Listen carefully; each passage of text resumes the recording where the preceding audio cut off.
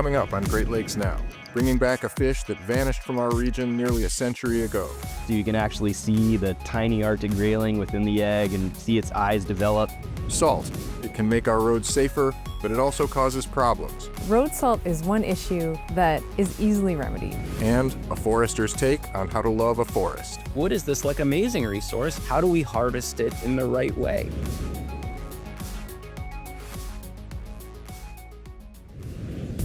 This program was brought to you by the Fred and Barbara Earp Family Foundation, the Charles Stewart Mott Foundation, Richard C. Devereaux Foundation for Energy and Environmental Programs at Detroit PBS, Polk Family Fund, DTE Foundation, and contributions to your PBS station from viewers like you. Thank you. Welcome to Great Lakes Now. I'm Rob Green. The Arctic grayling disappeared from rivers in our region almost a century ago, but they may be coming back if an effort to restore them succeeds. Turn me on, we might have to adjust the hertz. On a creek in northern Michigan, a fisheries team from the Little River Band of Ottawa Indians is electrofishing to find out what types of fish are living in these waters. Alex Ontkos is an inland fisheries biologist. We're doing fish community surveys in support of the Michigan Arctic Grayling Initiative, along with the habitat work that we do to find just the right place to put them. We also look at the fish community because we want them to have good neighbors. We want not too many brown trout. Brook trout are a good thing. They're representative of cold water and probably use similar habitats to Arctic grayling. So if we go out and catch a lot of brook trout, that's a good sign that the water quality is good for the Arctic grayling. Electrofishing is a pretty common method for fish community surveys in freshwater environments. Essentially creates electrical field that's almost like a fish stun gun. Oh, lamprey as well in there? It temporarily stuns them just long enough to be able to scoop them up with a net. That way we can identify them, count them, measure them, and weigh them, and collect those data for further analysis. 602. The ultimate goal of the Michigan Arctic Grayling Initiative is to produce self-sustaining populations of Arctic grayling. We just really want to know where the right place is for these fish to go. Arctic grayling were once common in the northern part of Michigan's Lower Peninsula, but in the late 1800s and early 1900s, their numbers collapsed. And by 1936, Arctic grayling had vanished from the state. They disappeared for three main reasons. The first and probably the most significant is the environmental degradation that happened due to the logging practices of the day.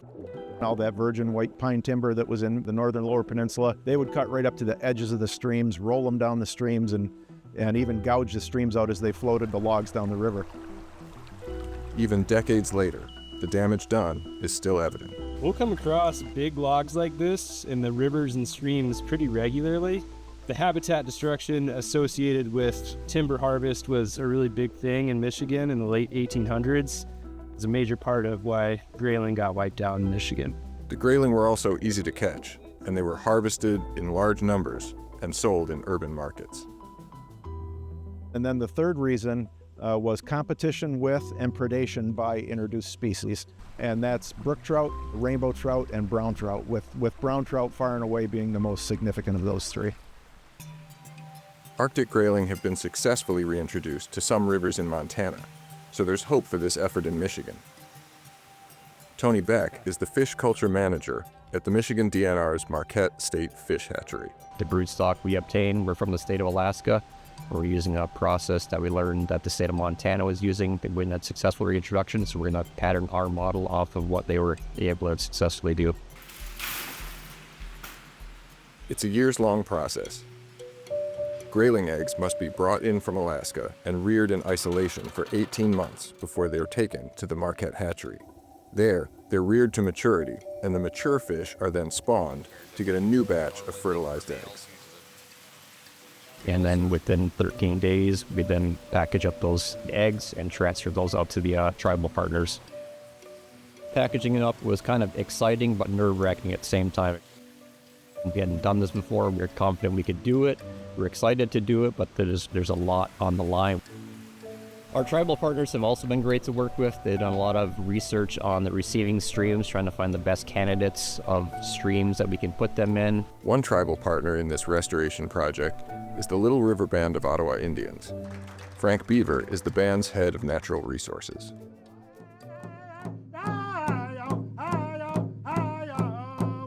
This is the release ceremony where we have given kind of thanks to the partners who have come together and to formalize this event for releasing the eggs, since this is the first egg release in the state of Michigan for Arctic grayling. This has been a very exciting day. I can feel there's a lot of optimism in the air today. We've had a lot of questions to get us from where we first started the program to if we would even make it to today, to putting these eggs out in the wild, out in these river systems, and today we're going to do it, and that's amazing. This is a way for us to reconnect with a native species and with the habitats in the systems that support that species. So for us, this is a relationship that we have with our fish, with our species, and with those habitats. So for me, this is reestablishing a relationship that's been broken and then lost. The Little River Band of Ottawa Indians will place their eggs directly into in-stream incubators in 3 different rivers, where they will hatch in the waters of the rivers themselves. So the incubators that we use, we have a couple different sizes, but for the most part, they use the same basic principle. A black tub, it has a stainless steel egg tray that sits above a manifold. Water goes in through the bottom of the incubator, it disperses evenly up through the egg tray, and then just spills out 2 outlet pipes at the top of the incubator. Freshly laid Arctic grayling eggs are really small. They're only about 3 millimeters or so. But once those eggs are fertilized, they develop relatively quickly. It's not too long before you can actually see the little fish within the egg. They're usually pretty clear, so you can actually see the tiny Arctic grayling within the egg and see its eyes develop. And they move around quite a bit, which is always cool to see. And then once the eggs hatch, the fry will slowly make their way out of the incubator just using the natural flow that goes through it. If all goes well, the grayling will imprint on the water of each river, meaning they will see that river as home and return there to spawn in the future. Arctic grayling are important to the ecosystem in Michigan because they were always a very prolific fish species. I mean, before we had a lot of brook trout in the lower peninsula of Michigan, it would have been Arctic grayling. So it would have been kind of like our cold water predatory fish species, that's supposed to be here. The Little River Band isn't the only tribal partner working to restore Arctic grayling. The Grand Traverse Bay Band of Ottawa and Chippewa Indians also received grayling eggs, and today they're releasing their fish into the Boardman-Ottaway River. But their eggs didn't mature in an in-stream incubator like the Little River Band's. Dan Mays is the lead fish and wildlife biologist for the Grand Traverse Band. We've decided to do things a little bit differently at GTB. We're raising them in a streamside hatchery. We're using water from the stream that was selected, imprinting those fish on that water, raising them to fingerling stage, and stocking them out at 3 to 4 inches in length. We decided to do that because we feel that's the best chance of survival, getting them to size. We're doing what we think's best for the fish. 145. Prior to releasing the fish, we implant a small tag, it's called a passive integrated transponder, in their abdomen, and that tag, we can track where they go. What we want to see is these fish reproducing on their own. We don't want to keep stocking these fish. We're looking for a self-sustaining population. Today we released just over 500 5-inch fish, and we're very hopeful that this is successful. It's an iconic species to Michigan, to the tribe. If I was going to name one, that would be the one I would have named, right there. And it's very important to me personally as well.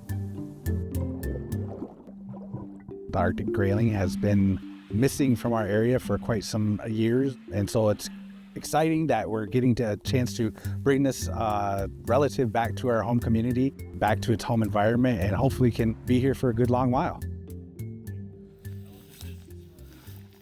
Later, the Little River Band's biologists return, hoping to find a thriving population of young Arctic grayling. But they don't catch any. But we're a couple trips in. We've been doing it for a few months now and haven't caught one. I'm still hopeful that we will. I know they're out here somewhere. It's just looking for a needle in a haystack. You know, we got to be kind of in the right place at the right time. For the team from the Grand Traverse Bay Band, there's encouraging data. Downstream of the stocking site, their antenna detected the tracking tags implanted in the grayling 186 times, suggesting about 40% of the stocked fish avoided predators and migrated downstream, mostly at night to avoid being eaten. The work hasn't ended. More fish will be released in the years to come, and there's hope that the grayling will be back for good. Raising these fish 3-4 inches, seeing them, seeing that dorsal fin, seeing how energetic these fish are, that gives me hope. There's so much research that led up to the incubators being put in the water and the eggs going in this last May. I'm really optimistic that all the work that everyone's done through the years has got us started off on the right foot.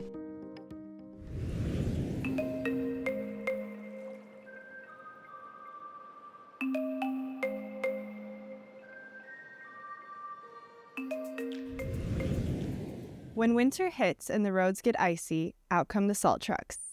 That can help prevent traffic accidents, but road salt is not without its costs. From Ontario, our friends at TVO bring us the story. As the snow melts and the earth wakes up, winter starts to let go. Spring is here, finally. Runoff flows into rivers and lakes, but these waters that we welcome carry something we can't see. Road salt. Chemically known as sodium chloride, it works by lowering the freezing point of water, making it harder for ice to form. Ontarians are no strangers to winter storms, with ice causing issues for communities across the province. A winter storm warning is in effect, stretching from Windsor to Montreal. A brutal ice storm left hundreds of thousands of Ontarians in the dark. Up in Muskoka, the same system is bringing even more snow to an area. And it's in Muskoka where environmentalists are sounding the alarm bells on road salt. Well, right now we're coming down to Muskoka Bay, Gravenhurst Bay, and there's a creek running into the bay here that I've been sampling for the last 2.5 years. Neil Hutchinson has dedicated his life to water quality. After working as an aquatic scientist across Canada, he's now retired and part of the Friends of the Muskoka Watershed, a group focused on identifying and addressing threats to Muskoka's waterways. 5 or 6 years ago, we became quite aware of the problem of road salt and the chloride ion, which is the toxic component of road salt, in our runoff off our roads into our very soft waters. Many Ontarians are familiar with images like this. These photos were captured by the Friends of the Muskoka Watershed. They highlight the excessive amounts of road salt used over the winter. Oh, there's a mess. That's going to end up in the river. Yeah, I wonder how much salt's in that. Holy moly. The documentation is part of a study Neil and a team of citizen scientists have been conducting to see how much of this road salt is draining into Muskoka's watershed. What we do is collect a very small quantity of water, starting when the melt starts, which is right now.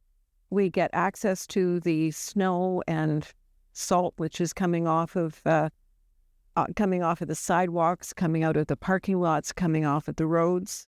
Ultimately, we want to know the concentration of chloride. Chloride is toxic. It's declared toxic as is road salt, but we measure it quite simply with a little pen that you can stick in the water, and it immediately reads the conductivity. So here's the conductivity meter. That's very, very high, 730. It's still going up, considerably higher than we have in the lake.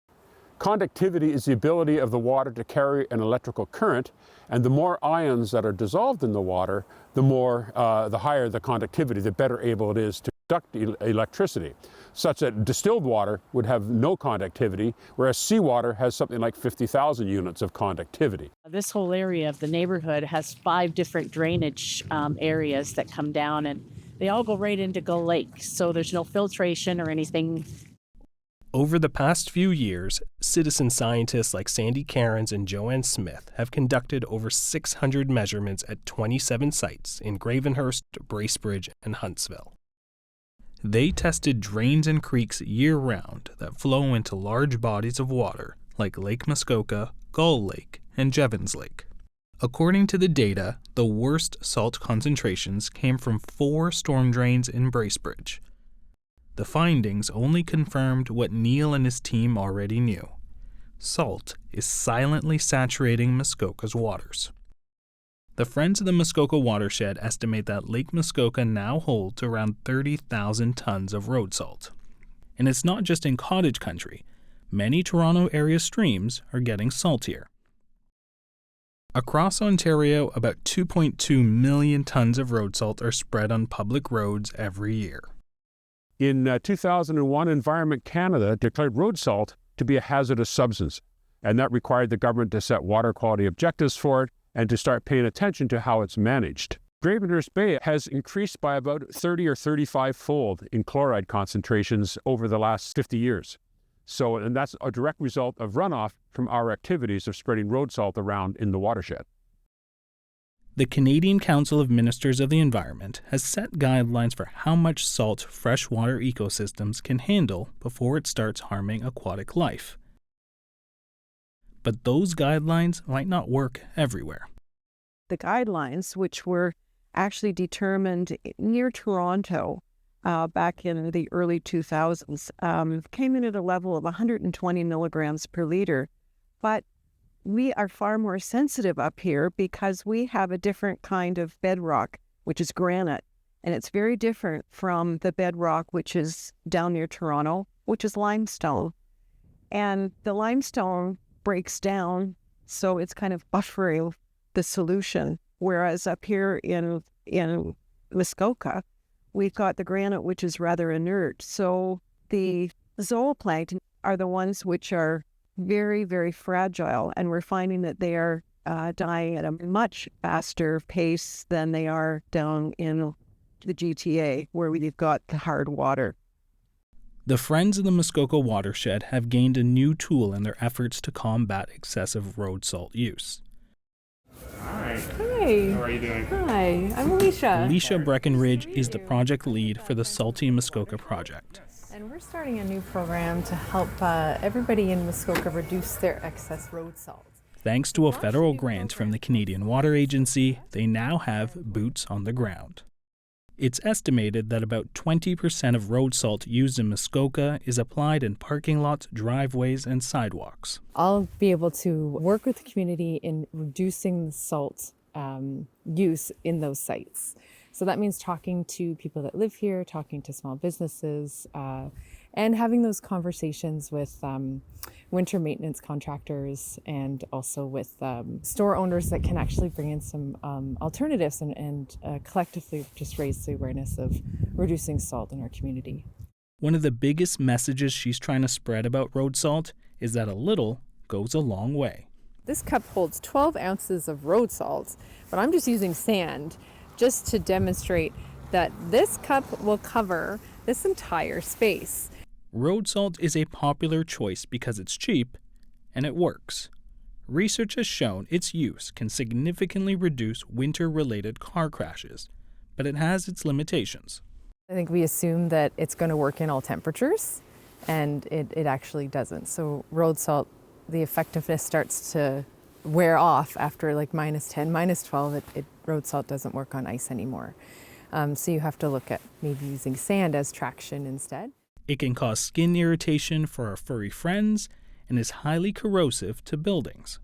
I heard just the other day was somebody said, our sliding doors are so rusty and it's causing, and they're putting it down to road salt, and it is. It's actually a corrosive, and so it's damaging a lot of infrastructure around buildings. In 2012, 2 people died and many more were injured when the rooftop parking deck of the Algo Center Mall in Elliott Lake caved in.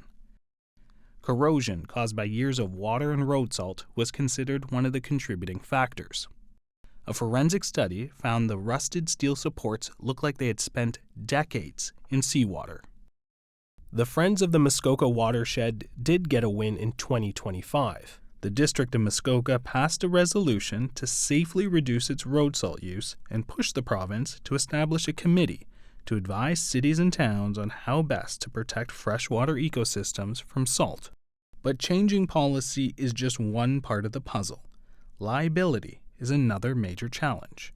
If I slip and break my hip, then I might sue the store owner, who will then have to sue his maintenance person because I slipped because not enough salt was applied. Well, there are several jurisdictions, some in the United States, that have got a program where these applicators certify themselves as smart about salt. So if they can demonstrate that they've taken the course and have not overapplied the salt, then they are immune from prosecution for liability. So we'd like to work with other groups and get the government to have a look at the liability clauses and how we might make sure it's done properly and still insulate people from claims. According to the Friends of the Muskoka Watershed, the path to reducing road salt use and protecting the freshwater ecosystem so vital to Muskoka and the rest of Canada is clear. It starts with stronger policies, better training, and raising awareness. I often get overwhelmed by the amount of environmental issues that face us today. But road salt is one issue that is easily remedied, and we can reduce our use. We could take action to get rid of pollutants and be effective and maintain the beautiful world around us. So to me, it's a matter of the land that we live in, our obligation not to harm it, to tread lightly, and to enjoy it for all that it offers.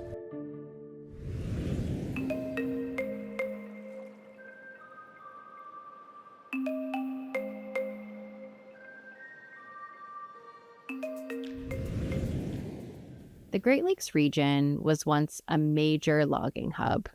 In the mid to late 1800s, it was supplying lumber to growing cities like Chicago and created boom towns that later had to deal with deforestation. Now our region's old-growth forests are extremely rare. But tending to a forest is more than just seeding trees and lamenting about the lumber industry, according to Ethan Tapper. He says these two things don't necessarily need to be in opposition. Ethan is a forester and writer who manages Bear Island, which is his 175-acre forest and homestead in Vermont. Today, he's here to talk with us about his recently published book, How to Love a Forest. What does it mean to love a forest? Can mean a lot of different things. Being a forester can mean a lot of different things. And I think it's sort of like the different types of foresters or different ways that foresters see themselves sort of illustrates this. So I think that if you were to ask some foresters what their job is, they would define it, largely as how are we managing this resource? An old school understanding of what we do to care for forests would say something like forests need to be managed, right? They have to be managed or they can't grow, which isn't true. And another old school understanding of sort of in the vein of environmentalism or preservation might say that all we need to do to care for forests is to do nothing. Leave them alone. Everything will be fine. Just get humans out of them, which is also at this moment in time not true. And so we need to navigate this really complex reality where we have these forests that are really altered and degraded, and in this era of climate change and biodiversity loss and mass extinction and increasing human demands on forests, and to figure out how we care for these ecosystems in light of all that stuff, which involves, in some cases, doing less and in some cases doing much more. From your perspective, how could the lumber industry and forestry better evolve together? I think one thing is that we end up in these sort of like polarized camps where it's like, I'm an environmentalist and I hate the lumber industry, or I'm in the lumber industry and I hate environmentalists, when really it is completely possible, if we're willing to step back a little bit, to attain both of the things that those people want while having better ecological and human outcomes.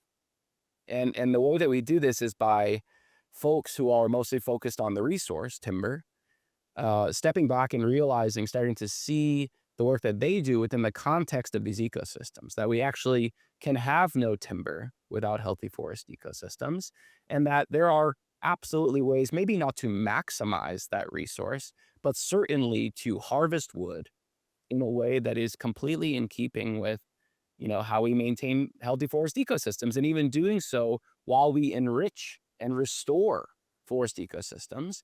And then sort of in the other polarity, it's really important in the environmentalist community that we go a little bit deeper and that we understand that what we want as environmentalists is a world that works.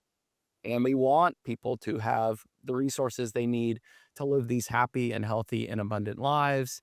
And we want to use wood.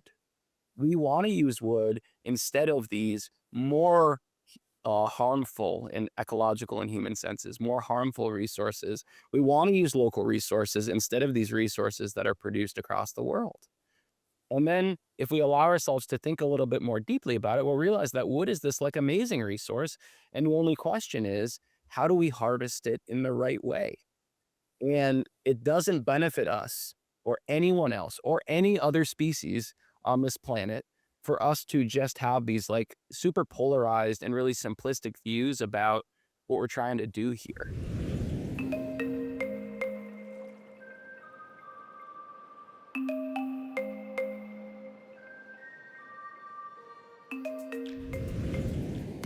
Thanks for watching. You can find more about the stories in this show at greatlakesnow.org. While you're there, please follow us on social media and subscribe to our newsletter.